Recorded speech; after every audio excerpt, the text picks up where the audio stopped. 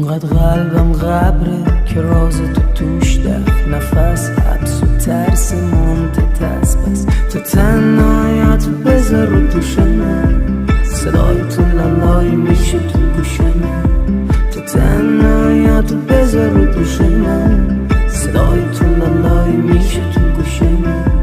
تو شاهد شب و تب و تاب منی، تو شب نارفیقی تو مهتاب منی. تو شاهد شب و تب